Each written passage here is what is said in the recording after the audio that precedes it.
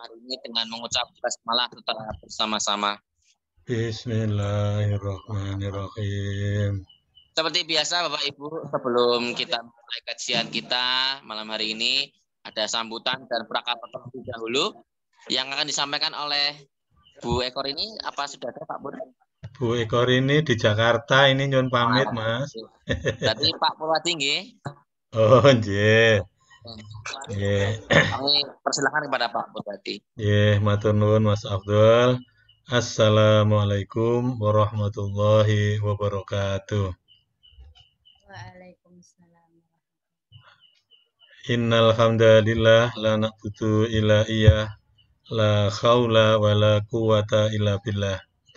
Asyhadu an la ilaha illallah wahdahu la syarikalah wa asyhadu anna Muhammadan abduhu wa rasuluhu la nabiyya ba'dah. Allahumma sholli wa sallim wa barik ala nabiyyina Muhammadin wa ala alihi wa sahbihi ajmain amma ba'du. Yang saya hormati Ibu Dr. Warih Adnan Puspitosari, MSc SPKJ. Beliau adalah dosen di Fakultas Kedokteran dan Ilmu Kesehatan Universitas Muhammadiyah Yogyakarta, juga ngasto sebagai dokter di Rumah Sakit PKU Muhammadiyah Gamping. Terima kasih Ibu yang sudah berkenan meluangkan waktu untuk berbagi pengetahuan, memberikan tausiah kepada para jamaah Zumiyah pada malam hari ini, sehingga harus meninggalkan kegiatan yang lain, Ibu. Terima kasih juga kami aturkan kepada semua jamaah Zumiyah yang sudah berkenan bergabung pada jamaah ini, ruang virtual Zumiyah yang kita selenggarakan setiap hari. Alhamdulillah ini banyak dari jauh-jauh dari Batam, dari Bengkulu, dari Sampit, dari mana lagi ini yang rajin sekali untuk bergabung pada kegiatan Muhammad Widju pesantren Covid Muhammadiyah ini. Juga kepada seluruh tim yang sudah mendukung terselenggaranya kegiatan ini juga kami ucapkan terima kasih. Semua jasa kebaikan dari Ibu pemateri, para tim, para peserta yang sudah meluangkan waktu, semoga dicatat oleh Allah sebagai amal soleh dan diberikan pahala yang berlipat ganda. Amin ya robbal alamin. Mungkin sedikit informasi kepada Ibu pemateri, Ibu Dr.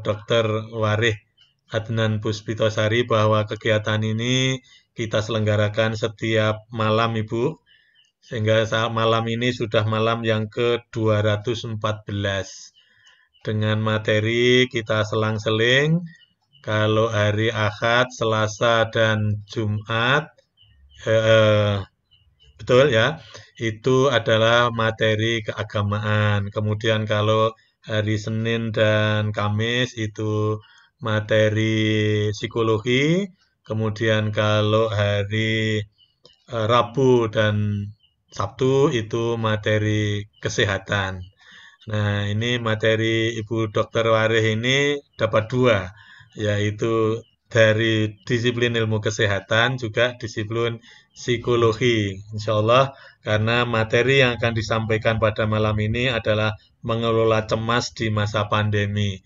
Karena memang pada masa pandemi yang sudah 1 tahun ini, kita belum tahu kapan berakhirnya, sudah menimbulkan kecemasan, kekhawatiran di banyak pihak, banyak profesi, bahkan mungkin juga termasuk berbagai level dari yang paling atas, paling rendah, dari yang bidang apapun gitu ya.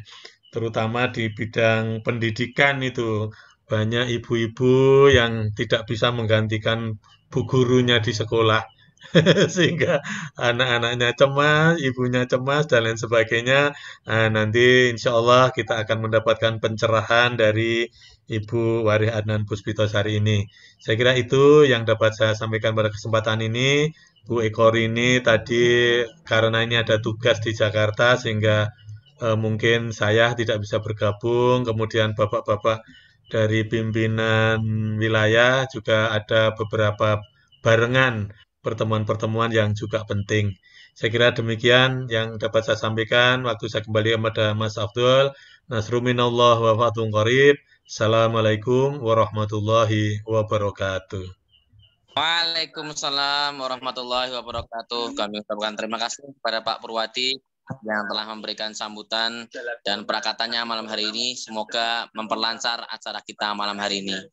Baik, Bapak Ibu yang dirahmati oleh Allah, tema kita malam hari ini yakni mengelola cemas di masa pandemi COVID-19 dengan pemateri Dr. Ibu Warih Andan Puspitosari MSc SPKJK.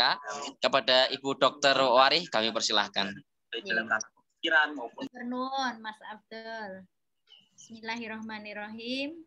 Assalamualaikum warahmatullahi wabarakatuh. Waalaikumsalam warahmatullahi wabarakatuh. Alhamdulillahirabbil alamin, nahmaduhu wa nasta'inuhu wa nastaghfiruh wa na'udzu billahi min sururi anfusina wa min sayyiati a'malina. May yahdihillahu fala mudhillalah wa may yudlilhu fala hadiyalah. Asyhadu an la ilaha illallah wa asyhadu anna Muhammadan abduhu wa rasuluhu la nabiyya ba'dah. Allahumma sholli ala Muhammad wa ala alihi wa sahbihi wa salim. Alhamdulillah, syukur kita panjatkan kehadirat Allah malam ini.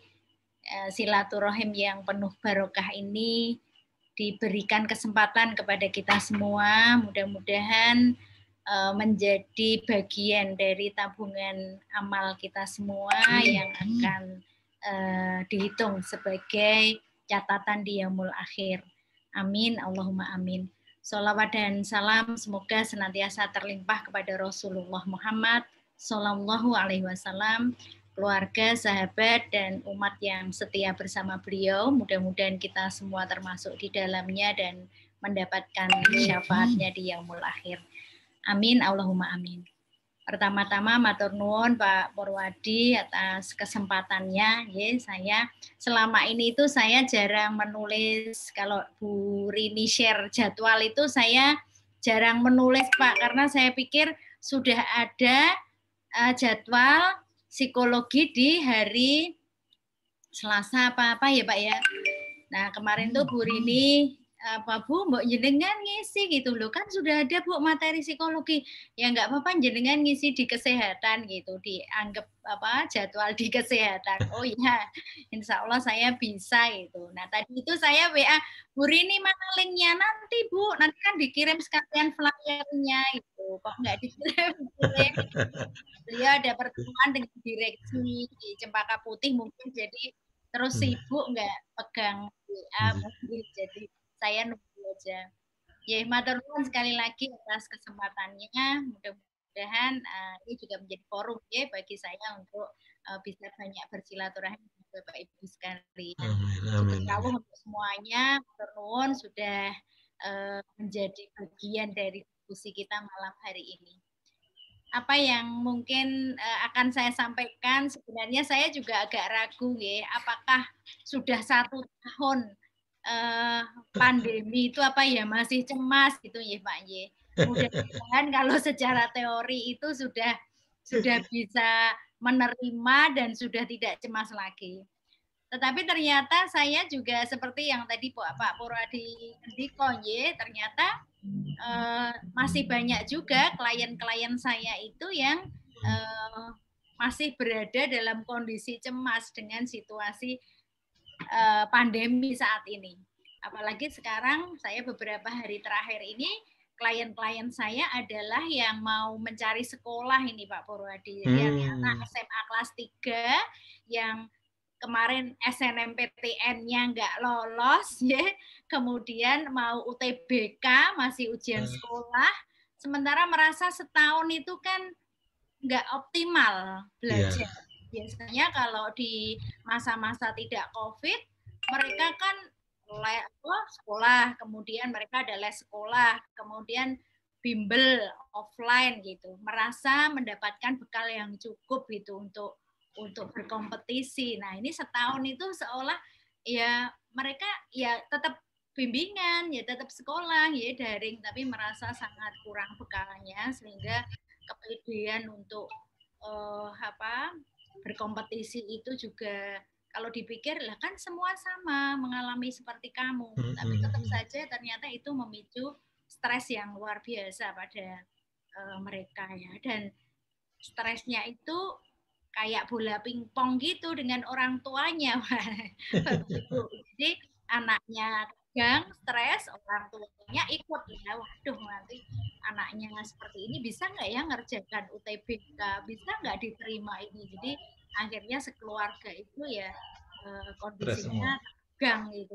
Nah, sebenarnya ini sesuatu yang setiap tahun itu terjadi, ya. Tetapi salah satu dampak dari kondisi COVID ini membuat situasi itu menjadi lebih khusus, ya. Anak-anak menjadi tidak bisa belajar secara wajar ya bersama teman-teman, guru, latihan ya. Juga situasi ketika mereka tegang, mereka stres untuk merilis ya, untuk refreshing dan sebagainya juga sangat terbatas, sehingga ini mau tidak mau ya tetap berkaitan dengan situasi COVID yang ada saat ini. Nah, mungkin saya sambil share screen, barangkali ini screen-nya juga nggak semua cocok, nanti kita pilih mana yang sesuai, ya, tapi membantu untuk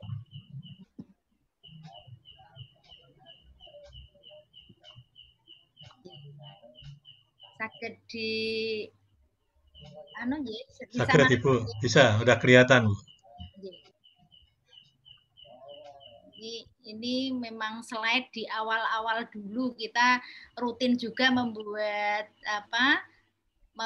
kajian psikologi dari UMY ya, tapi terus akhir-akhir ini macet enggak diteruskan ya. Jadi tentang mengenali cemas ya. Jadi sekali lagi yang harapannya sudah 1 tahun ini mestinya cemas itu tidak lagi ada setelah menyesuaikan dengan situasi COVID, tapi ternyata kita juga masih mendapati dampak-dampak ya, dampak-dampak secara tidak langsung dari situasi ini.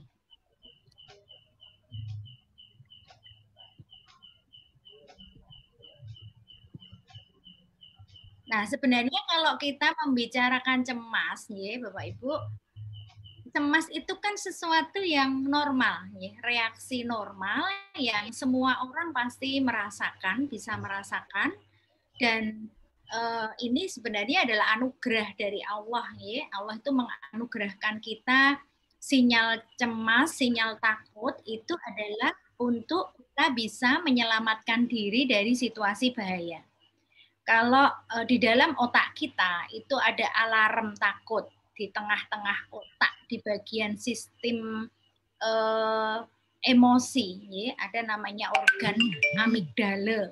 Nah, amigdala ini adalah alarm rasa takut yang akan berbunyi alarm ini kalau otak kita menyimpulkan bahwa kita dalam situasi bahaya.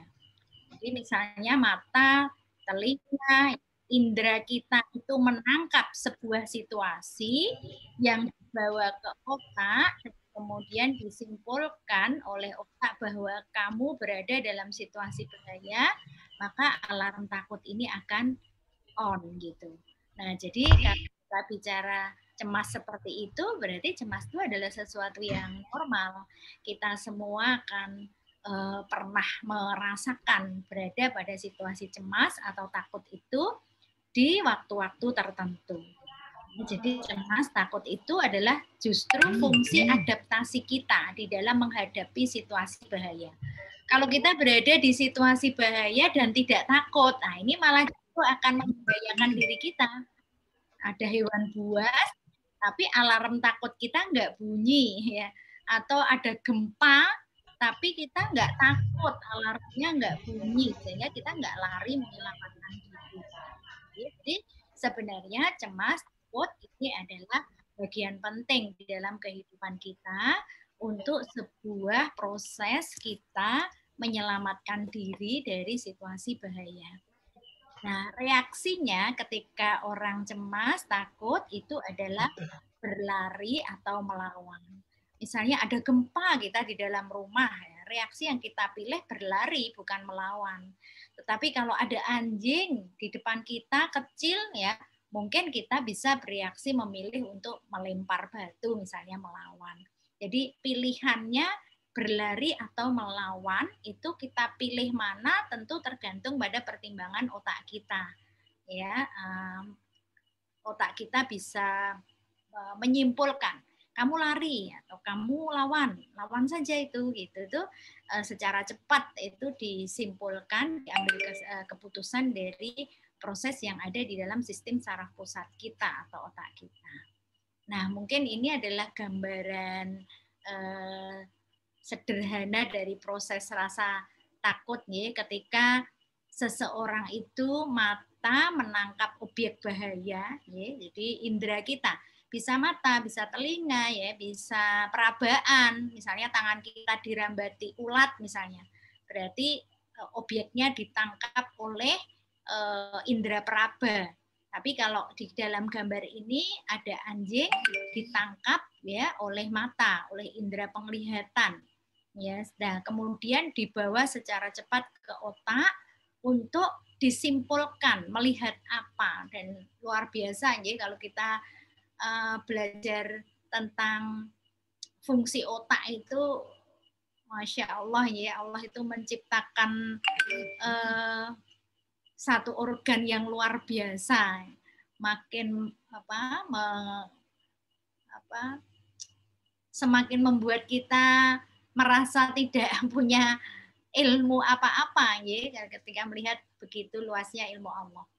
Nah, ketika objek ini ditangkap indera mata, dibawa ke otak dengan proses yang sangat cepat dalam hitungan detik, kemudian otak kita akan menyimpulkan, membuat persepsi. Apa toh yang saya lihat ini itu secara cepat, dan kemudian mengeluarkan apa yang kita simpan di dalam memori kita, pengalaman masa lalu, bacaan, masukan dari orang gitu.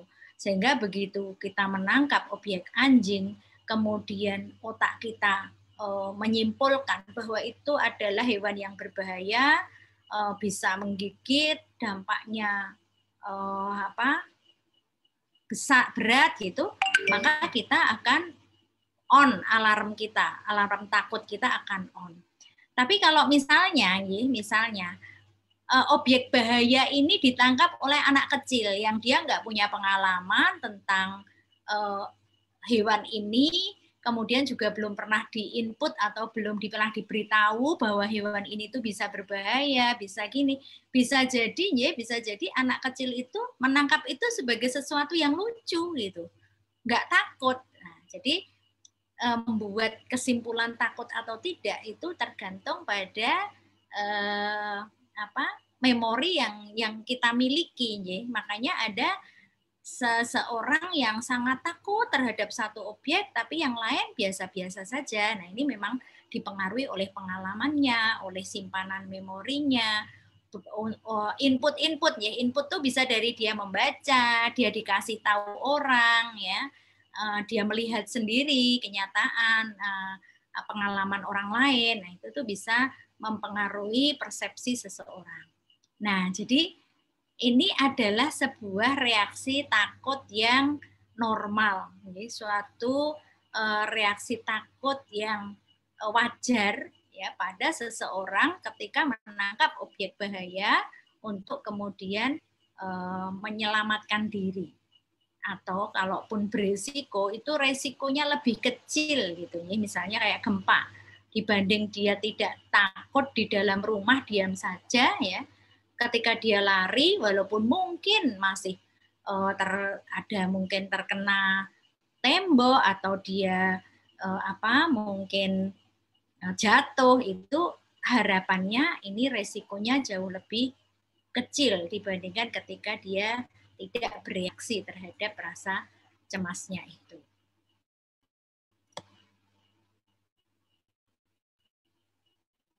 Nah, ini tadi sampun ya. Jadi dengan pengalaman pembelajaran yang dimiliki masing-masing orang, ya bisa beda-beda. Saya punya teman, beliau itu sampai sekarang ya, kalau sama anjing itu luar biasa.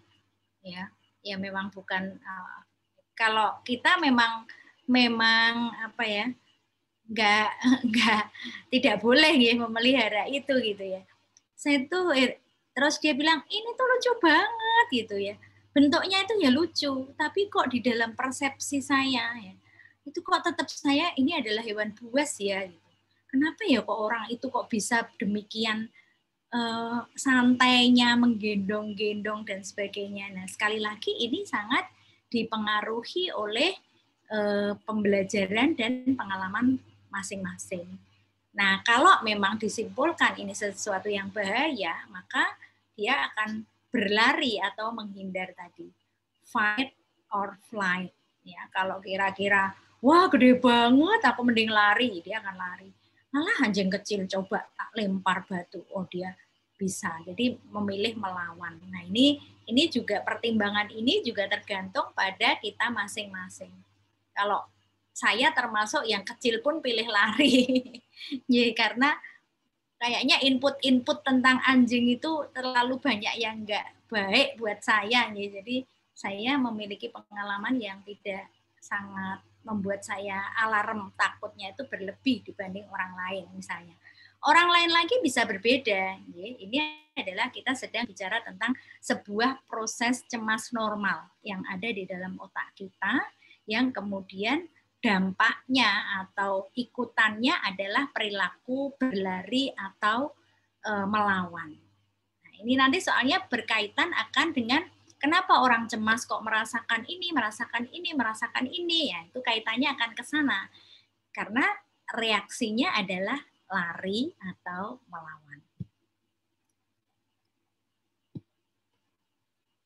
Nah, ketika seseorang itu harus lari atau harus melawan, maka dia akan butuh situasi khusus, butuh situasi khusus untuk itu.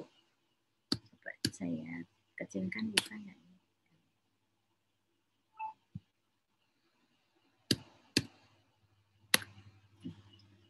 Ketika dia harus lari atau melawan, maka dia butuh ototnya tegang. Sehingga orang cemas itu ototnya tegang. Karena dia harus, aku harus lari nih, gitu, menghindari bahaya. Maka orang cemas itu ada yang disebut ketegangan motorik. Ototnya tegang. Kemudian juga terjadi peningkatan kerja sistem saraf otonom. Jadi orang ketika cemas, ketika tegang, itu sistem saraf otonomnya kerjanya jadi meningkat.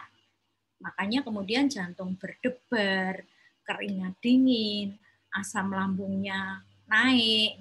Jadi ini situasi normal gitu. Jadi begitu kita harus lari nih dikejar anjing gitu, otot kita tegang, jantung berdebar-debar, keluar keringat gitu, tegang. Kemudian kewaspadaan kita juga tinggi ya.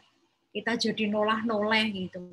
Ada suara di depan kita gerodak gitu. Aduh, jangan-jangan ada anjing yang lain gitu. Waspada kita tinggi. Nah, situasi-situasi yang di sebelah kanan ini otot tegang ya, kemudian sistem saraf otonom meningkat, kewaspadaan kita juga meningkat, inilah yang kemudian nanti akan menjadi gejala orang-orang yang sedang mengalami gangguan cemas. Ya, orang mengalami gangguan cemas nanti kita jadi kemudian bisa paham kenapa mereka nggak bisa tidur, sulit tidur. Kenapa mereka berdebar-debar? Kenapa mereka lehernya tegang sehingga sering sakit kepala? Kenapa mereka jadi gelisah, gampang kaget, gampang teratapan gitu ya? Ini adalah karena itu adalah reaksi untuk berlari atau melawan tadi. Ya, jadi ini kita masih bicara di kondisi normal ya, kondisi normal ketika seseorang itu menghadapi situasi bahaya dalam kondisi yang normal. Nah, tetapi ternyata ada cemas yang masuk dalam kondisi tidak normal atau patologis. Jadi kalau cemas normal membutuhkan kondisi takut cemas yang normal. Nah, tetapi ada kalanya cemas itu yang abnormal atau patologis itu terjadi pada kita, ya. Jadi kalau di angkanya riset kesehatan dasar di 2013, ya, karena kalau data 2018 itu data berbasis keluarga. Kalau 2013 itu data berbasis 11 itu dikatakan gangguan mental emosional. Ya, itu adalah cemas dan depresi, itu 6% dari populasi. Jadi artinya 6 dari 100. Jadi ternyata angkanya cukup tinggi juga, ya, gangguan cemas dan depresi atau kita menyebut dengan common mental disorder ini di masyarakat. Ya, jadi mungkin kita juga pernah ketemu, atau mungkin bisa jadi kita sendiri atau keluarga kita pernah mengalaminya. Sehingga nanti kita jadi memahami betapa sangat tidak enaknya orang yang sedang mengalami gangguan cemas ini.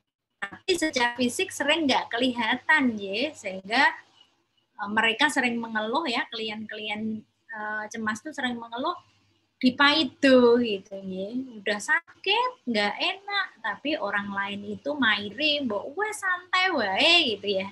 Sementara bagi yang mengalami itu bukan sesuatu yang mudah, ya. Harusnya dia perlu didukung, tidak dipaido tadi, ya. Itu yang bukan Jogja Jawa Tengah. Paido itu apa ya? Disepelekan, ya. Disepelekan gitu. Padahal dia sebenarnya menderita, ya. Tidak normal adalah ketika tidak seimbang antara stimulus atau penyebab, ya, yang ada dengan respon yang muncul. Jadi kalau tadi, ya, ada anjing besar kita takut lari atau mukul, itu kan seimbang, ya, ada penyebabnya dan kita bereaksi seimbang. Atau ada gempa terus kita lari cepat-cepat, nah, itu ada penyebabnya, itu sesuatu yang seimbang antara stimulus dan respon. Nah, dikatakan gangguan ketika stimulus dan responnya itu enggak seimbang. Ancaman yang ringan, tapi dia bereaksi yang sangat berlebihan. Atau ancaman nyatanya itu tidak ada, tapi bereaksi seolah-olah berada dalam situasi terancam. Fungsi seseorang sehari-hari. Sehingga ini kemudian masuk dalam kriteria gangguan. Jadi gangguan cemas masuk dalam kriteria gangguan jiwa. Gangguan jiwa itu sangat luas, ya, sangat luas. Tidak hanya gangguan jiwa berat yang mungkin selama ini banyak kita kenal, ya, tetapi cemas, depresi atau common mental disorder, gangguan jiwa nggak kelihatan, ya, orangnya secara fisik kelihatan baik-baik saja, tidak mengancam kehidupan gangguan jiwa itu, ya, tetapi menyebabkan penderitaan yang berkepanjangan. Sangat tidak enak, sangat tidak nyaman. Sehingga perlu, ya, untuk kita berikan dukungan kepada yang mengalami. Nah, kalau tadi, ya, misalnya sebagai contoh awal tadi anjing, ya, objeknya itu kan stimulus yang objek nyata. Tapi bisa saja objeknya itu imajinasi, itu bisa. Misalnya ketika seseorang itu atau pikiran, ya, misalnya saya beberapa kali mendapatkan itu kecemasan pada seorang ibu yang putranya kuliah jauh, ya. Pernah waktu itu ya kepikir gitu, duh jangan-jangan di sana itu bergaul yang salah. Terus ikut-ikutan pola hidupnya orang luar. Terus kalau sholat gimana ya, kadang ditelepon nggak nyaut gitu. Jangan-jangan dia nggak bangun sholat. Itu Padahal diberikan gitu, ketika dia tanya anaknya apa yang dikhawatirkan itu tidak terjadi gitu. Sholatnya baik, pergaulannya baik, ya. Bahkan sampai bertanya ke temannya itu juga apa yang beliau pikirkan itu tidak terjadi, tapi itu terus saja, ya terus saja memenuhi pikirannya sampai yang muncul ya tadi alarm bahaya ya bahwa kamu tuh dalam bahaya nih, anakmu dalam bahaya gitu, sehingga sama reaksinya ya ototnya tegang, waspadanya tinggi, sistem saraf otaknya juga menjadi hiperaktif gitu. Jadi sesuatu yang apa ya kalau orang Jawa itu bilang koge gitu. Bahasa Indonesianya apa? Jangan-jangan anakku ini, jangan-jangan nanti di sana begini, jangan-jangan. Nah, jangan-jangan ini adalah sebuah pikiran ya, bisa juga imajinasi yang memicu cemas karena tersimpulkan sebagai situasi bahaya. Atau bisa keduanya saling menguatkan, seperti yang situasi kita hadapi sekarang. COVID-19 itu kan sesuatu yang nyata memang ada gitu. Tetapi kekhawatiran, dan semua orang khawatir ya wajar. Khawatir terhadap COVID ini membuat kita menjadi lebih antisipatif ya. Kita harus 5M, kita harus menjaga daya tahan tubuh kita harus menyesuaikan dengan situasi sekarang. Itu adalah khawatir yang akan kalau kita arahkan positif itu menjaga kita. Okay. Nah, tetapi kadang-kadang diwarnai dengan pikiran atau imajinasi yang jauh gitu, yang menjadi sebenarnya tidak nyata ya, tetapi kemudian menguatkan. Duh, jangan-jangan ya, saya kayaknya ini suaranya mudah-mudahan ya enggak mas. Ya, jadi jangan-jangan kena COVID. Aduh, jangan-jangan nanti kalau kena COVID begini. Aduh, gimana? Kayak tadi ya, anak-anak sekarang yang mau UTBK itu, apa ya bisa ya, setahun nggak sekolah gitu. Terus jangan-jangan nanti temanku pada bisa, nilaiku nggak sampai, dan sebagainya. Nah, ini akan bisa menimbulkan kecemasan. Jadi dampak-dampak dari COVID itu, ya, pikiran-pikiran tentang itu bisa menguatkan.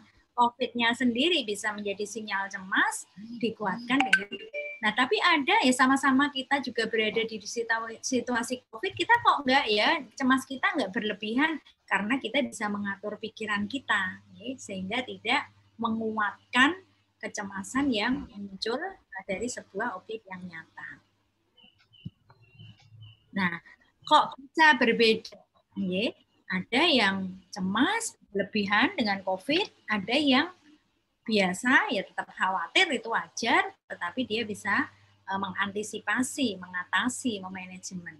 Nah, faktornya ternyata tidak hanya masalah COVID-nya saja, ya COVID-nya sama, tetapi ternyata ada faktor internal, kepribadian seseorang, ya pengalaman masa lalu, pola asuh, ya keterampilan mengatasi masalah pada setiap orang itu berbeda-beda, dan ini yang bisa membedakan siapa yang bisa mengatasi cemas dengan baik dan siapa yang belum mampu ya mengatasi cemasnya. Nah, dan ini akan memberikan reaksi ya baik fisik, emosional, dan kemudian bisa mengganggu fungsi sehari-hari. Nah, ditambah lagi stimulus luarnya itu tentang COVID itu tidak hanya masalah sakitnya, khawatir kena COVID, khawatir, tapi dampak ikutan yang lain stimulus luarnya itu. Misalnya tadi dia harus sekolah di rumah, ya, nggak ketemu guru, nggak ketemuan gitu. Kemudian nggak gampang ya, anak-anak itu sering mengeluh nggak gampang menangkap penjelasan guru dengan daring itu gitu. Ini kan suatu yang baru. Ya. Mereka terbiasa bertahun-tahun itu berhadapan langsung dan bisa langsung bertanya, ya interaktifnya itu beda lah ya. Nah, sehingga ikutan, belum lagi orang tuanya gitu. Yang harus mendampingi, nggak mudeng ya, kemudian emosi, anaknya ikut emosi dan sebagainya. Jadi ini menjadi faktor yang saling menguatkan. Nah, tadi kan kalau reaksi cemas kan tadi ya mempengaruhi pada sistem saraf otonom ya, pada kewaspadaan yang tinggi. Nah, di seluruh sistem tubuh itu ternyata juga sangat terpengaruh dari proses cemas ini. Jadi ketika cemas keluar hormon kortisol yang meningkat, ya.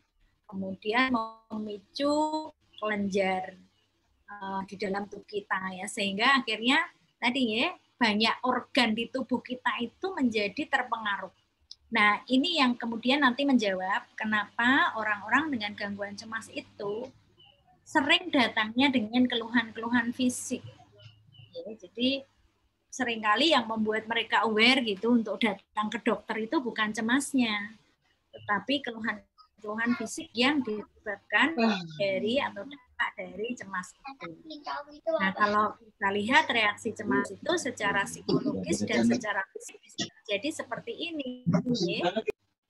Tegangan, khawatir ya, tapi jarang mereka datang dengan saya khawatir, saya cemas, itu jarang. Biasanya kecuali kalau yang memang sudah khusus ke poli jiwa ya bisa saja ya. Tapi kalau dia ke dokter, ke puskesmas, ke klinik, biasanya lebih sering mengeluhkan hal-hal yang sifatnya fisik. Nggak bisa tidur, gemeter, berdebar-debar, pusing, ya. Kemudian mahnya nggak sembuh-sembuh. Barusan tadi malam saya juga dapat pasien, ya. Mahnya sampai ke, jadi beliau itu karyawan di sebuah rumah sakit. Nah, selama pandemi, beliau tenaga administrasi, ya, tapi yang langsung berhubungan dengan pasien. Selama pandemi kan nggak pernah bisa libur, ya. Kita yang di kesehatan ini kan nggak ada WFH gitu kalau di rumah sakit. Sehingga muncullah mulai. Nah, kebetulan putranya kan tenaga kesehatan juga, itu kena positif sampai kehilangan penciuman. Dan nah, ibu ini makin khawatir, jangan-jangan anakku itu ketular dari aku. Padahal beliau negatif sudah. Sudah dicek itu negatif, tapi jangan-jangan ketular dari aku. Padahal putranya sendiri juga kerja di klinik, jadi sangat mungkin ya dapat itu, tapi dia merasa jangan-jangan dari aku. Kemudian ketika anaknya mengalami sakit itu kan dia tidak bisa merawat ya, kalau ya namanya harus isolasi ya, dia merasa bersalah gitu. Terus nanti gimana ya kalau terjadi sesuatu pada anakku, itu tuh kebablasan gitu sampai sekarang, padahal anaknya sudah sehat ya, dan beliau tetap kerja di rumah sakit tuh tetap khawatir. Nah, sekarang yang muncul itu nggak bisa tidur, ototnya tegang, tiap hari pusing, ya cepat capek. Jadi di kantor itu sering nggak bisa mengerjakan tugas dengan baik. Pengen pensiun tapi nggak bisa gitu. Nah, ini reaksi cemas. Kalau kita perhatikan di slide ini, menjadikan orang dengan gangguan cemas itu sangat variatif. Keluhannya sangat variatif. Ada yang kesemutan gitu, apalagi makin kalau beberapa pasien itu ketika dia kesemutan makin takut gitu, aduh jangan-jangan mau stroke ya gitu, bener nggak ya, terus ditensi, pas ditensi loh kok naik ya, karena dia cemas ya, ditensi naik ya, semakin aduh kok naik, semakin cemas lagi gitu. Saya pernah punya pasien juga, udah Bu, tensinya disimpan saja ya, karena setiap malam hobinya Nancy, deg-degan, naik, semakin nggak bisa tidur, tensi lagi, jadi semalam hanya sibuk Nancy ya, cemasnya nggak hilang-hilang gitu. Nah, misal yang kemudian jadi gangguan cemas, ya sudah tidak lagi sebuah reaksi cemas yang normal. Nah, kalau tadi yang pertama yang contoh reaksi cemas normal ya, Niko kan ketika objek bahaya datang, dia bereaksi cemas, kemudian lari atau melawan. Ketika objek itu pergi, ya, mata kita menangkap, oh udah pergi tuh, udah dipanggil majikannya. Udah, berarti udah nggak ada bahaya. Nah, alarm otak kita jadi off, mati. Jadi sudah tidak berada dalam situasi bahaya. Ancamannya sudah hilang. Maka tubuh kita akan kembali normal. Fungsi tubuh kita juga seimbang ketika objek bahaya itu sudah hilang. Nah, lebih mudah mengusir objek nyata ya, misalnya kayak anjing, kayak itu kan digusah gampang gitu ya, sah gitu.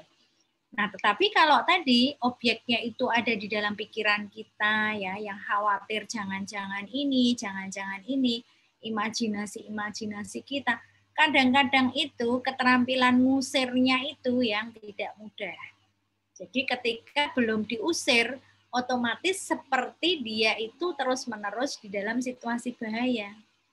Sehingga ketegangan ototnya jadi panjang ya. Kalau dikejar anjing paling 5 menit udah ketemu, udah diusir, udah lari, nah ototnya udah rileks lagi, serak kesel gitu ya. Udah nggak berdebar-debar lagi. Nah, tapi kalau objeknya itu adalah pikiran kita, jangan-jangan ini ya, iya ya, jangan-jangan aku sakit ini. Duh, kenapa ya kok kayaknya aku mulai mau bersin-bersin ya, jangan-jangan COVID. Kok baunya mulai berkurang, jangan-jangan ini. Itu berarti seperti kayak dikejar anjing terus-menerus. Jadi tegangnya itu jangka panjang. Hiperaktivitas sistem otonominya jangka panjang. Gitu. Waspadanya jangka panjang, sehingga bisa dibayangkan betapa sangat tidak enaknya. Sangat menderita, sangat tidak nyaman, walaupun sekali lagi ini bukan sesuatu yang berbahaya atau menyebabkan fatal gitu tidak, tetapi sangat tidak enak. Ya. Nah, padahal seringkali itu sesuatu yang nggak bisa kita hindari. Ya. Nah, sehingga kita perlu keterampilan untuk memanajemen rasa cemas itu agar tubuh kita seimbang kembali. Gusah ya, kalau itu memang dari pikiran kita, imajinasi kita ya, jangan-jangan, maka menggusah atau mengusir ya, mengusir objek bahaya yang ada di pikiran kita itu yang kita butuhkan. Sehingga ketika jangan-jangan itu muncul, orang Jawa bilang koge ya, orang Jogja bilang koge itu muncul, maka harus bisa stop ya, belajar stop, dan itu butuh waktu. Karena ngatur pikiran itu sebuah pola ya, sebuah pola. Kenapa dulu nggak cemas kok sekarang cemas ya? Karena mungkin tanpa sadar kita pola terus. Jangan-jangannya itu terus. Awal-awal jangan-jangannya muncul juga belum merasakan cemas yang berlebihan. Tapi karena dipertahankan terus, nah, akhirnya jadi pola. Nah, kalau kemudian ingin menyetop atau menghilangkan jangan-jangan itu supaya tidak berlebihan, ya tentu mengubah pola. Jadi butuh waktu. Belajar untuk stop ya, stop pikiran itu ya, dan kemudian dialihkan pada aktivitas yang lain. Jadi diselamurke kalau orang Jawa, dialihkan ya. Nah, sehingga kemampuan mengatasi cemas itu harus dilatih terus ya, dilatih terus supaya tidak menjadi mengganggu. Prinsipnya kalau cemas itu bisa kita kelola dan tidak mengganggu, justru itu yang membuat kita itu hebat. Ya. Kalau tidak cemas, mungkin anak-anak ujian nggak belajar gitu, nggak membuat mereka makin pinter. Nih. Tapi karena mereka cemas, waduh, besok ujian bisa nggak lulus nih, wah bisa nilaiku nggak bagus nih. Oh berarti ya kalau dia bisa mengatasi dengan baik, dia akan antisipatif, dia akan belajar, dia akan latihan soal, ya latihan belajar bareng teman, itu akan membuat dia semakin hebat, semakin dewasa. Nah, tetapi kadang ada yang belum berhasil, sehingga aduh sesuk ujian. Nah, yang terjadi, saya ini juga mendampingi satu klien ini yang mau UTBK, cemasnya nggak bisa dikelola, justru nggak bisa belajar. Ibunya sudah bingung, ini makin dekat sama UTBK malah makin nggak bisa belajar, Dok. Dia takut. Terus kalau udah gitu keringat dingin keluar, lemes. Jadi akhirnya malah nggak bisa belajar. Nah, ini manajemen cemasnya belum efektif ya, sehingga harus terus dilatih. Ya, jadi mengenali yang pertama, setiap kita itu belajar mengenali, ya, mengenali. Kok aku udah mulai cemas ya? Kok aku mulai tegang ya? Kok aku mulai raiso tidur ya, nggak bisa tidur ya? Kok aku jadi migrenku kambuh ya? Jadi setiap orang punya manifestasi yang bisa berbeda-beda. Dominasinya apa? Wah, kok mahku kambuh ya? Nah, apa ini? Apa sih yang bikin aku tegang? Itu mulai belajar untuk mengenali. Supaya tidak kebacut tadi ya, kebablasan. Untuk cemasnya semakin meningkat. Nah, yang kedua, menseleksi informasi. Ini di awal-awal dulu ya, informasi tentang COVID. Sekarang pun banyak juga ya, yang masih terpengaruh dengan informasi dan menyebabkan cemas. Nah, tidak hanya tentang COVID. Informasi terkait cemas itu sendiri, itu juga bisa menjadi stimulus cemas. Gitu. Jadi dok, kemarin tuh oh saya kalau dari tulisan itu katanya saya itu GERD. Nah, terus ada berita suaminya artis siapa yang BCL apa nggih yang meninggal mendadak, terus ada yang memberitakan karena GERD dan sebagainya itu. Wah, pasien cemas itu makin pada datang itu, dok, apa ya GERD? Kan rata-rata mereka memang asam lambungnya tinggi dan sebagainya, akhirnya keluhannya ke saluran cerna. Jadi mereka semakin baca informasi itu makin tegang. Makanya saya kalau pasien-pasien cemas, ya, saya atau pasien-pasien yang pasien cemas ya terutama, saya stop cari info, stop Mbah Google gitu ya. Kalau pengen tahu tanya ke dokter, terserah mau ke saya atau ke dokter yang nangani di klinik gitu ya, di klinik PPK 1 gitu. Tapi jangan tanya Mbah Google. Semakin tanya Mbah Google makin cemas karena dia nggak bisa nyaring mana informasi yang harus, mana yang tidak dibutuhkan, itu tidak bisa menyaring. Jadi seleksi informasi ini baik kalau di kondisi sekarang terkait COVID-nya maupun terkait dengan apa yang memicu ya, misalnya tadi keluhan-keluhan fisiknya itu juga akan menjadi pemicu makin cemas. Nah, kemudian yang ketiga, belajar fokus pada apa yang bisa kita kontrol. Jadi kita tahu bahwa tidak semua itu bisa kita kendalikan. Tapi misalnya, aduh kenapa ya COVID kok nggak hilang-hilang, padahal udah lama, terus sekolah jadi nggak masuk-masuk. Nah kan COVID, menghilangkan COVID itu sesuatu yang di luar kontrol kita nggak bisa.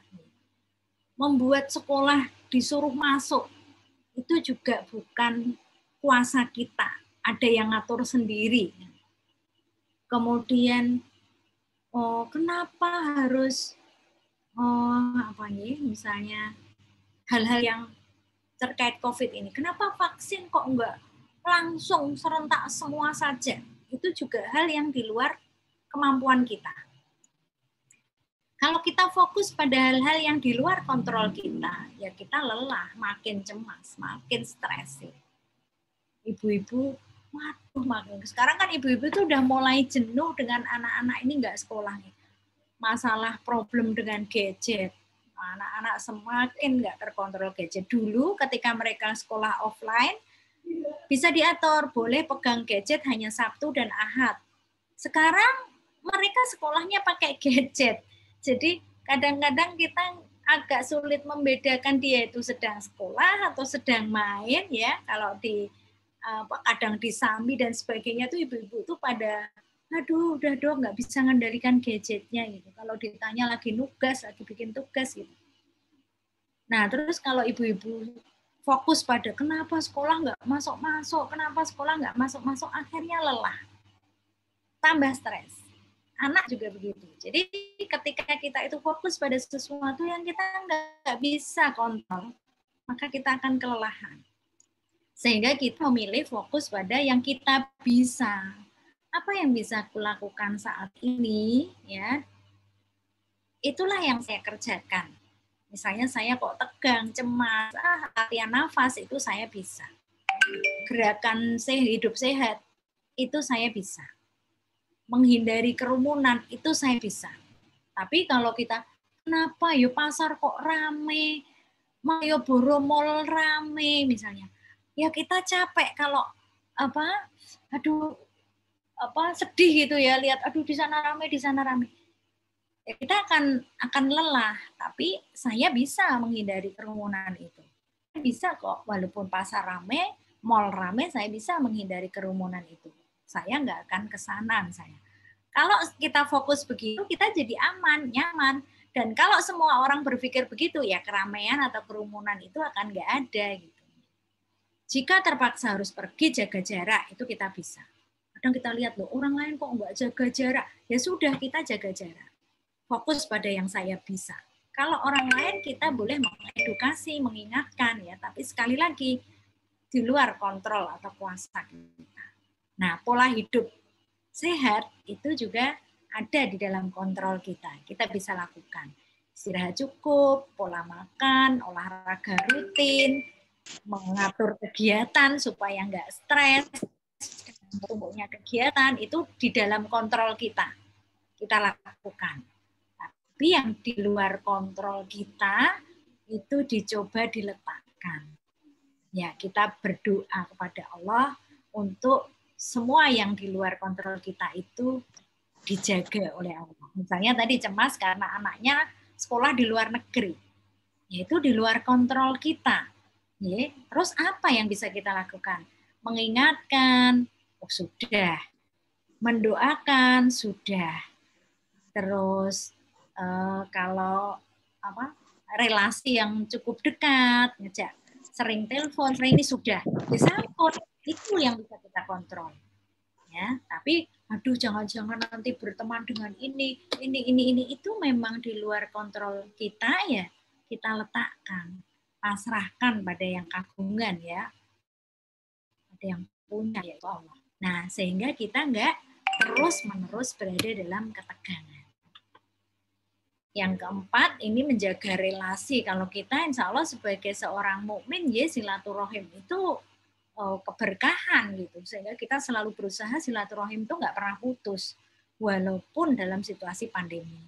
Ya, kalau kami di kedokteran kemarin beberapa kali ada teman yang positif, sehingga harus isoman. Gitu. Kadang-kadang isomannya di PKU, kadang-kadang ada yang isomannya di Unires gitu, karena ada Unires untuk isolasi mandiri. Nah, kami biasa menengok secara virtual, ya. Jadi biasanya kami bikin link Zoom gitu, kemudian nanti yang mau kita tengok itu kita kirimi link Zoom-nya, terus kita silaturahim di situ. Gitu. Jadi tetap bisa menengok, ya, tetap bisa menengok ketika ada teman yang sakit. Nah, itu bagian dari kita menjalin terus komunikasi dengan orang lain. Ada yang bisa dibantu, ternyata pas kita ngobrol-ngobrol Zooman gitu, kamu pengen makan apa? Pengen sayur bening bayam gitu ya. Nah, di sini nggak ada sayur bening bayam. Oke ya. Terus apa sih bisa masak gitu. Terus diantar gitu, diantar pakai Gojek, ya, dititipkan di satpam gitu. Jadi ini menjadi sebuah bagian dari menurunkan rasa stres, ya. Yang sakit juga tidak tegang, tidak cemas, ya. Terus dia bisa cerita, piye Bu, gitu. Dia bisa cerita, mengeluarkan ventilasi atau katarsis itu sangat membantu seseorang ketika dia merasa tegang, cemas atau khawatir. Nah, ini tentu sesuatu yang utama, ya, kesehatan fisik itu dengan pola hidup sehat dan spiritual itu menjadi hal yang utama. kekuatan yang nomor satu ya dari setiap kondisi yang kita hadapi, bahwa ada yang lebih berkuasa di atas segalanya. Semua teori di atasnya ada yang lebih memiliki teori mutlak gitu, sehingga kepadanya lah kita bersandar, dan ini kita menjadi lebih rileks ya. Jadi di samping hal-hal yang sifatnya healthy lifestyle ya, spiritual adalah bekal nomor satu untuk kita semua. Nah, ternyata salah satu cara kita merilis stres nih, menurunkan cemas, itu adalah justru ketika kita itu membantu orang lain, memberikan kemanfaatan kepada orang lain. Makanya sebaik-baik manusia adalah yang paling bermanfaat bagi orang lain. Karena ternyata ketika kita itu bermanfaat bagi orang lain, yang paling bahagia adalah diri kita, bukan orang yang kita tolong. Ketika kita kok menjadi bagian dari kebahagiaannya orang lain, yang paling bahagia sejati itu adalah kita sebenarnya, bukan orang yang kita tolong. Orang yang kita tolong itu ya efek samping ya. Tetapi sebenarnya kebahagiaan sejati itu adalah kita sendiri, karena kita merasa hidup kita bermakna. Kita merasa kita bisa beribadah. Kita merasa bahwa kita bisa melakukan sebuah kebaikan kepada orang lain. Kita merasa bahwa hidup itu ada manfaatnya. Puas ya, bisa melakukan apa yang Allah perintahkan. Itu kebahagiaan yang luar biasa. Dan kita yakin bahwa semua kebaikan yang kita lakukan itu adalah tabungan pahala untuk kita.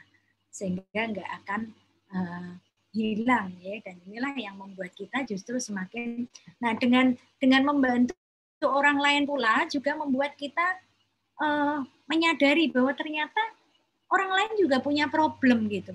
Jadi, kalau kita itu sibuk dengan diri kita sendiri, kadang-kadang merasa kita paling kok aku paling banyak diuji, aku kok dikasih ini, orang lain kok senang-senang saja gitu.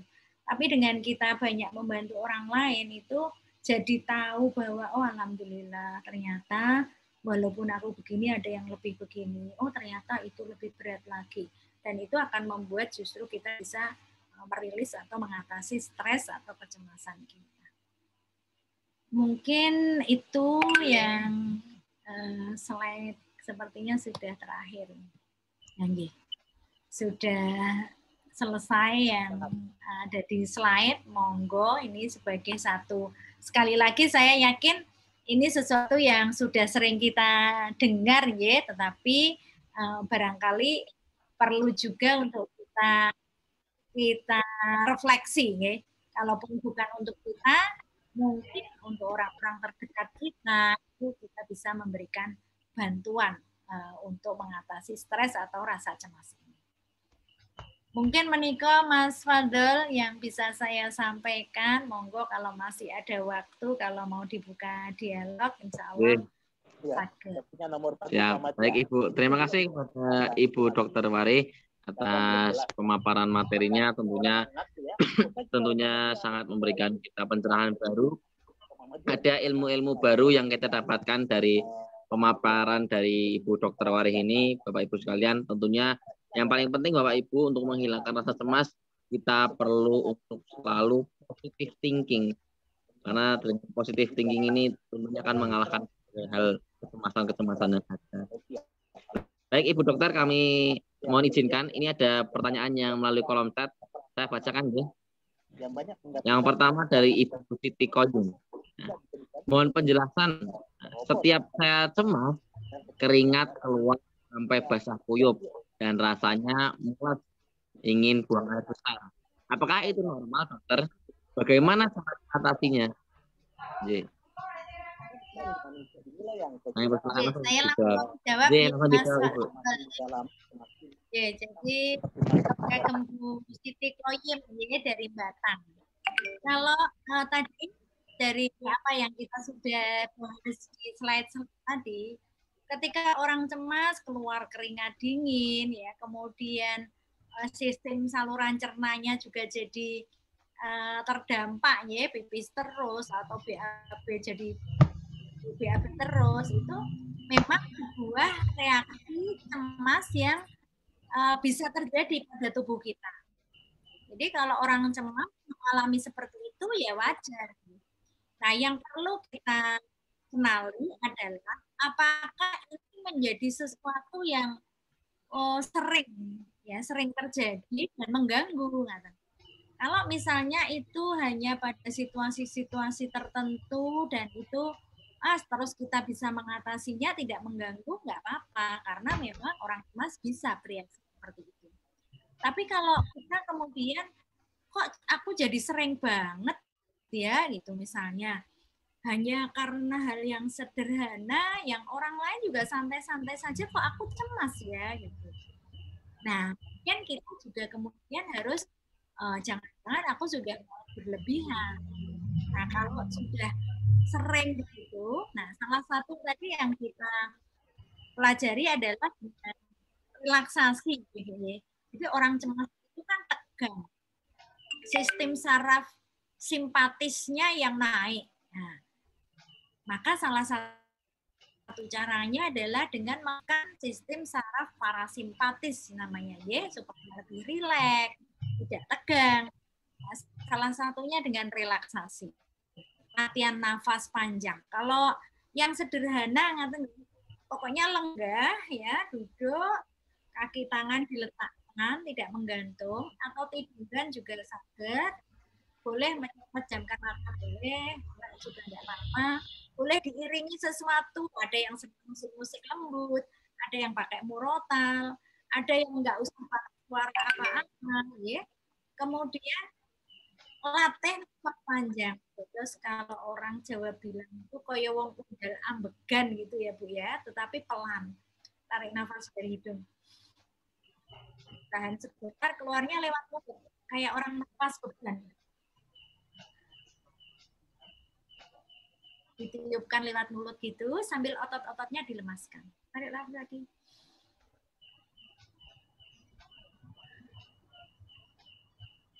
Nah, pikirannya fokus pada ngatur nafas supaya rileks dan biasanya akan lebih kuat kalau di akhir itu sambil kita berzikir, misalnya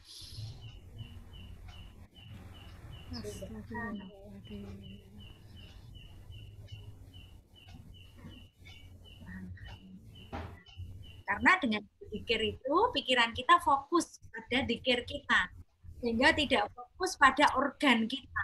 Karena kalau fokusnya nanti di organ, jadi kerasa, wih kok deg-degan yo, wih ojo-ojo apa ini jantungku. Nah, tapi fokusnya kita pindah pada khusuk kita berzikir, maka otomatis kita akan nafasnya makin rileks. Nah, kalau kita sering melakukan relaksasi ini, Bu, maka ketegangan kita, saraf tegang kita itu akan menurun, hormon tegang kita akan menurun. Nah, kita akan lama-lama semakin bisa mengontrol kecemasan kita. Jadi makin sering makan sare, menjelang sare, wungu sare, ya, tidur, habis sholat, siang-siang pas istirahat. Baik Ibu, terima kasih Bu Dokter. Berikutnya ada pertanyaan lagi dari Ibu Fajriyah nih. Assalamualaikum Ibu Dokter, saya mau bertanya, apabila jantung berdebar-debar, apa itu termasuk salah satu dari cemas, Dok? Caranya, strateginya, dan silakan. Kalau jadi tidak dibalik, ya, tidak dibalik. Kalau berdebar-debar itu berarti cemas. Belum tentu, ya. Berdebar-debar juga bisa disebabkan karena penyakit fisik yang lain gitu. Jadi kalau kita cemas, berdebar-debar tidak selalu hanya miliknya cemas. Jadi misalnya kita ternyata ada keluhan yang lain yang mengarah pada kondisi fisik, ya tetap harus dicek, ya. Tapi kalau secara fisik sudah diperiksa semua baik, dan kita merasakan banget bahwa itu muncul ketika pikiran kita sangat khawatir, itu berarti baru kita kemudian berpikir bahwa itu cemas, ya. Jadi tetap saja kita menyingkirkan dulu yang kondisi fisik ya, pasti bahwa kondisi fisiknya baik, itu adalah reaksi dari kan itu Mas Abdul. Oke, baik. Jadi jangan ditukar-tukar ya Bapak Ibu. Jadi misalkan kalau cemas biasanya yang muncul adalah yang berdebar-debar Bapak. Jadi umumnya seperti itu. Oke. Baik Ibu, berikutnya ada pertanyaan dari Bapak Sigit. Dokter Wari, mohon penjelasan bagaimana menghilangkan kecemasan saat akan vaksin COVID-19 karena banyak yang gagal vaksin karena tensinya naik. Apalagi ada berita vaksin mengandung babi. Setelah divaksin malah positif dan lain sebagainya. Nah, ini bagaimana dokter menghilangkan cemasnya? Kan salah satunya memang pemicu cemas itu informasi, informasi yang simpang siur ya. Informasi saya bilang habis divaksin kok positif. No, itu mungkin satu yang divaksin sekian juta, itu kan belum bisa dijadikan dasar, ya. Sehingga kita pilih informasi yang resmi gitu. Kita tanya pada yang memahami di bidang itu. Misalnya apa mengandung babi? Ya kita punya ulama ini artinya yang bisa kita jadikan sumber gitu. Apakah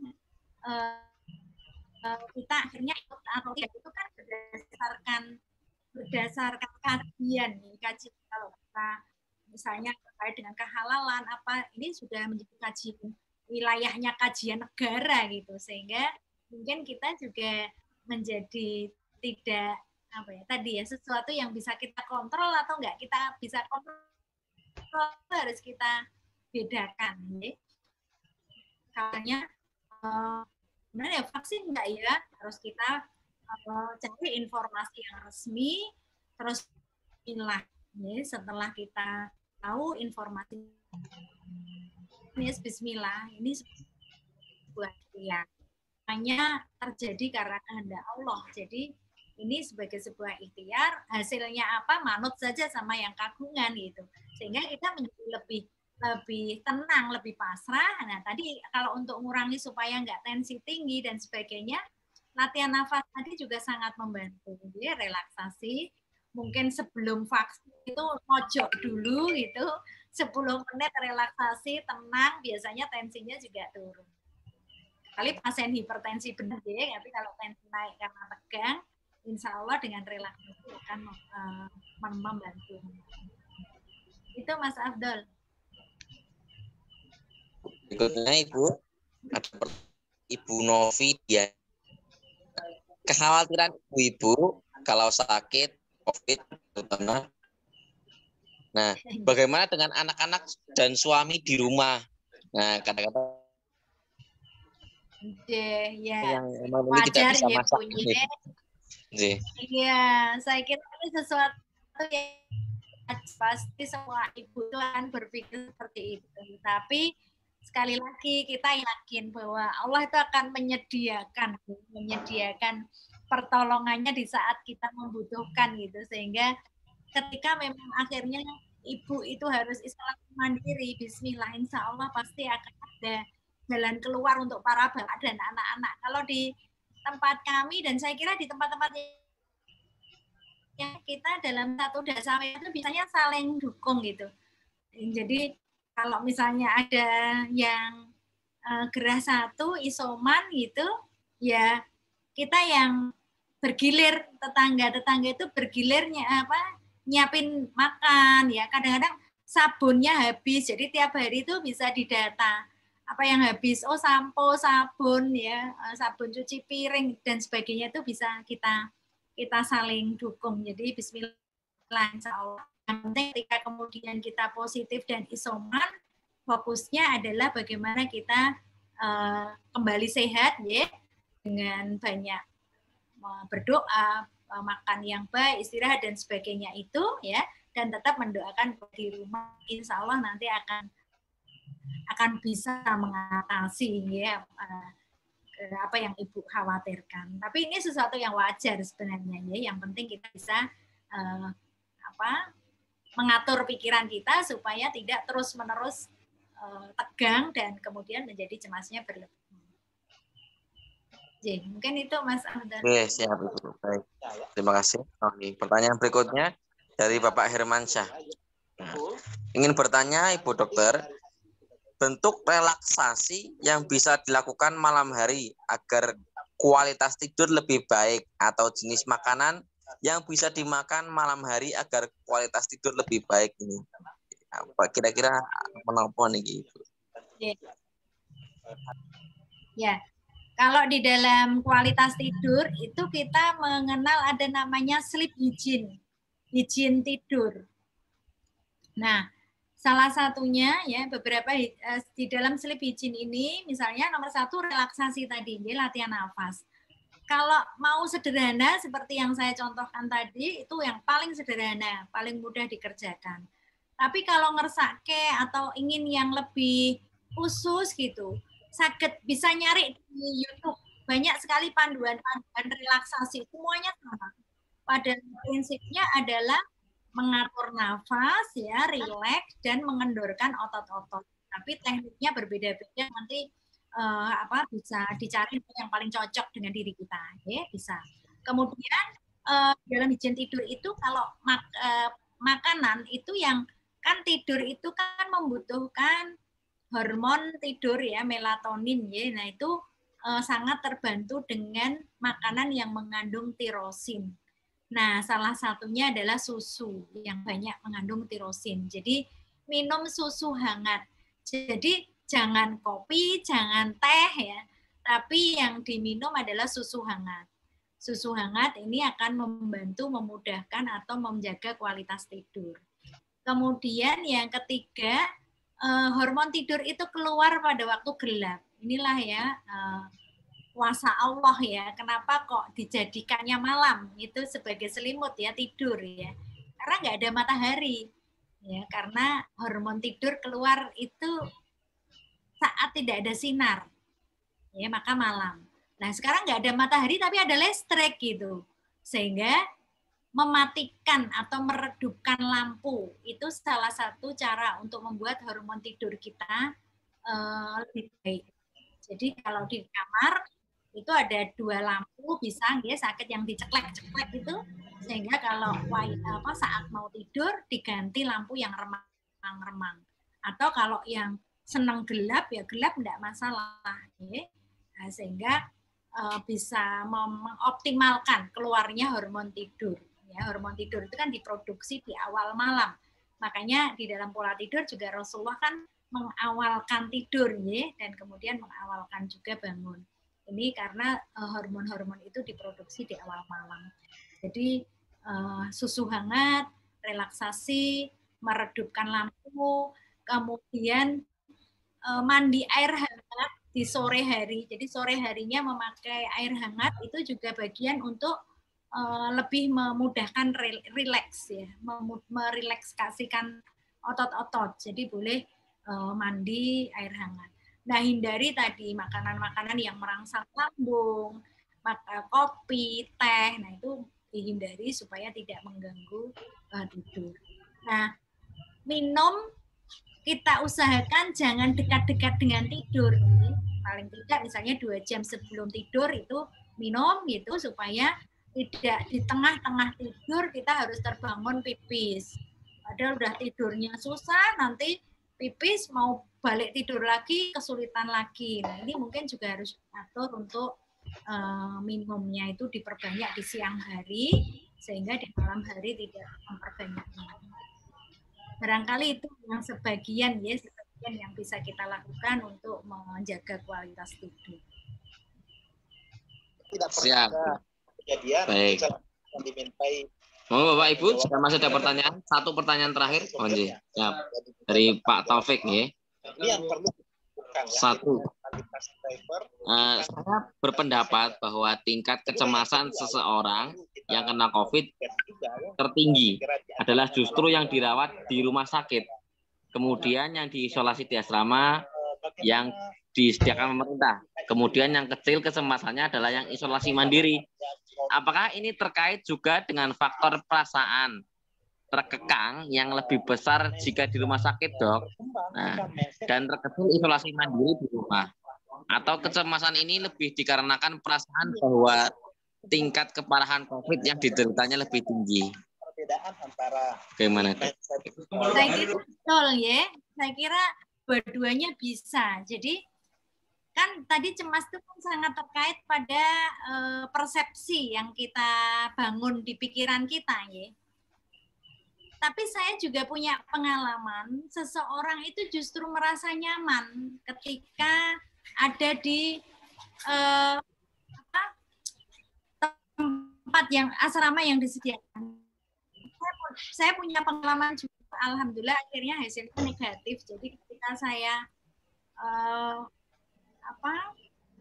swab ya rapid positif reaktif, kemudian saya harus swab dan menunggu hasil swab. Nah, kalau saya merasa saya lebih nyaman saya ada di asrama gitu, saya harus masuk ke Unires karena saya pikir di Unires ada perawat dan ada tenaga kesehatan yang piket rutin, artinya saya bisa terkontrol ya kalau ada keluhan-keluhan. Kemudian anak-anak di rumah yang pasti akan sulit untuk pisah dengan kita ya, biasanya suruh jauh-jauh itu ya nggak gampang gitu. Anak juga menjadi dan dengan di asrama ini saya juga menjadi lebih fokus ya, ngaji lebih banyak, bisa sholat lebih tenang gitu. Jadi kenapa kok saya lebih senang di asrama? Karena di dalam pikiran saya terbangun persepsi bahwa di situ saya lebih aman dan anak-anak di rumah juga lebih aman gitu. Tetapi orang lain bisa berbeda gitu. Kebanyakan justru seperti yang disampaikan Pak Taufik ya, dengan isolasi di rumah mandiri itu kenapa merasa lebih nyaman? Bisa jadi betul karena terbangun di dalam persepsinya aku berarti nggak parah nih, nggak harus ke rumah sakit. Nah itu tentu saja mengurangi rasa cemas. Kemudian yang kedua, support system.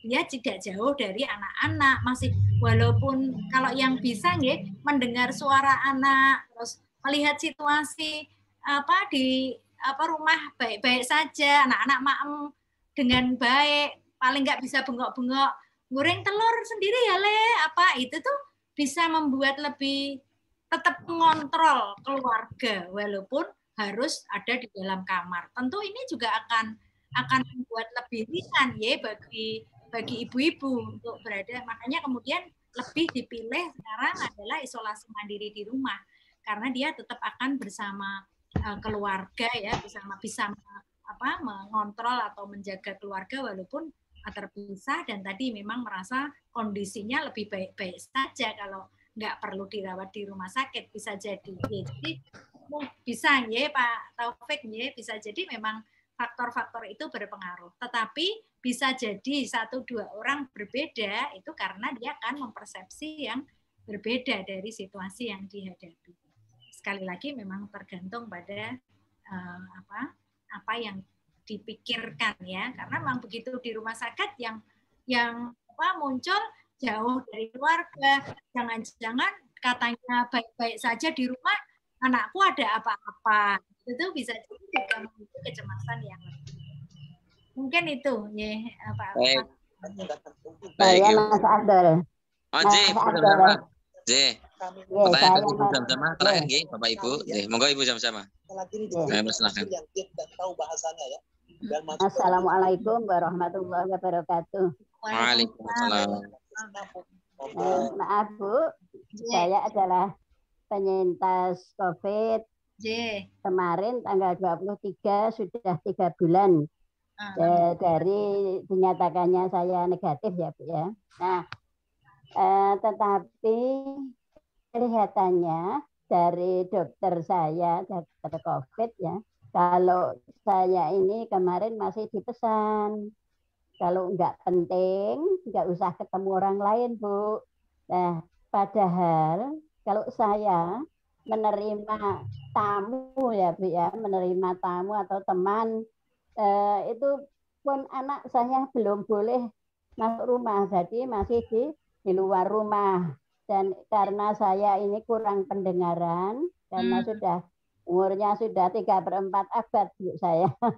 Alhamdulillah ini dari umur sudah panjang. Nah, itu kemudian kalau ada teman datang itu justru menumbuhkan rasa gembira, dan rasa gembira itu akan membawa pengaruh bahwa saya akan lebih sehat gitu ya Bu ya. Tapi kenapa kok masih juga ada jangan ya, kalau bisa, kalau tidak penting tidak usah ketemu orang lain. Lah ini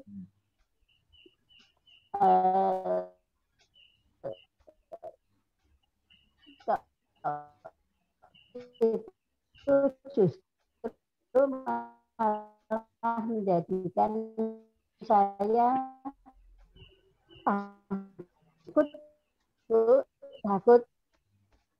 enggak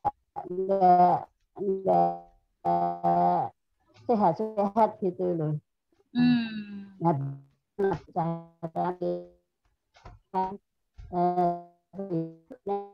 yang betul-betul sehat,